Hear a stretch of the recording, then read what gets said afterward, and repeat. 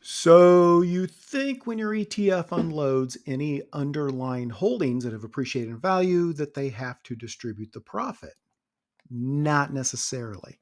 There's a not so secret type of transaction that ETFs can perform, but a traditional mutual fund cannot. In real estate, we've long had what are called like kind exchanges under Section 1031 of the Internal Revenue Code.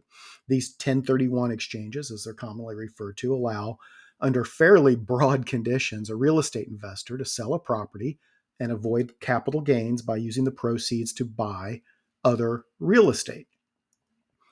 Some of the conditions are that they can never touch the money, it must be held in escrow by a third party, and that the property must be considered like kind or similar by the IRS, which is not as restrictive as that would sound. Um, you can sell out of a strip mall and purchase an office building, for example, or even into what's called a Delaware statutory trust, or even what's called an UPREIT, but not a traditional REIT, oddly. This allows investors to effectively defer capital gains taxes and keep the entirety of their proceeds invested. So, what does this have to do with your ETFs? Well, in an odd bit of tax code treatment, your ETF can undertake a similar kind of transaction in regard to how it handles redemptions.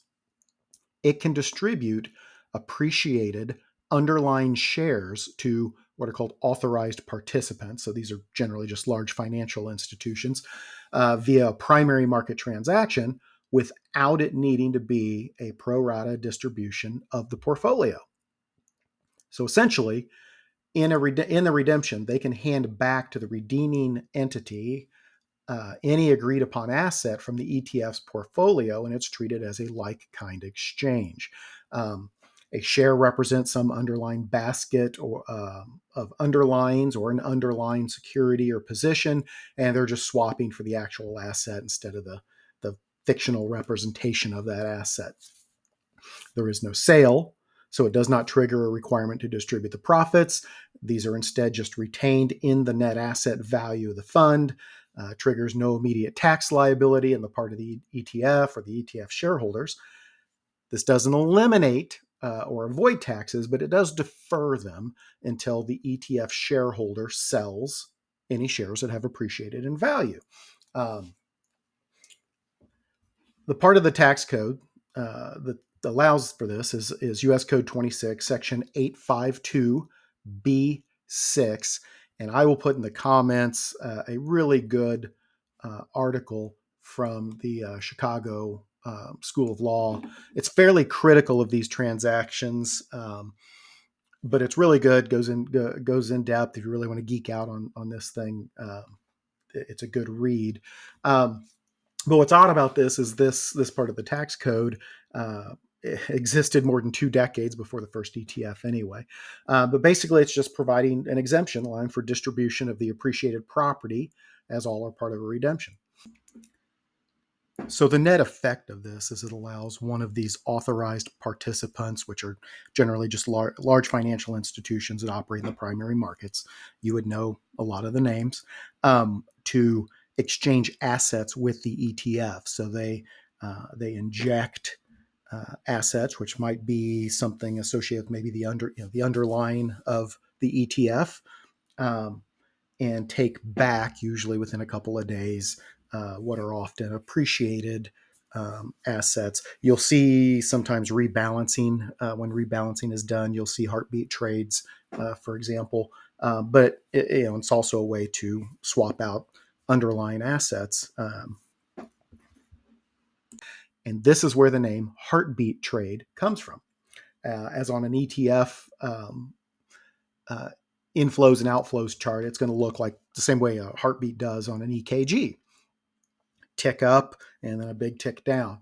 Um, for some reason, despite it being common, this whole thing is considered some kind of taboo subject. And I can only think it's because they're trying to keep it from being a noisy subject that draws the attention of the IRS or legislators. Um, Maybe they're worried about getting, you know, emails from grumpy people who would, you know, have some see that there's some appreciation in some underlying assets, and they want the distribution rather than the fund to retain and continue to reinvest those funds. I would argue if someone's grumpy about that, go find a different ETF to invest in. But so it's probably really more related to the IRS issue, just trying to keep away from harder scrutiny. Um, and the concern is that the IRS would look at these transactions as having no other business purpose. But I'm not sure how they would argue it is significantly different than a 1031 exchange that is allowed for real estate. So if you're looking at an ETF, or maybe there is an underlying synthetic position, a basket of stocks, or maybe flex options, which is, I think, a topic for another day, perhaps, your ETF may be able to avoid having to sell out of those positions, which would thus trigger either a distribution or a taxable event. For purposes of keeping 100% invested and preserving a fund's NAV, this can be beneficial. The downside, however, is that the fees associated with these trades may be significant. It's not really completely transparent how some of that works. So anyway, I'll put the link to the really good article from the University of Chicago Business Law Review down below, as well as a shorter, easier read at Investopedia.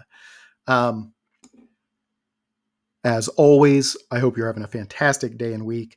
If so inclined, please subscribe to the channel, like the video, and we hope to see you back on the channel in the future.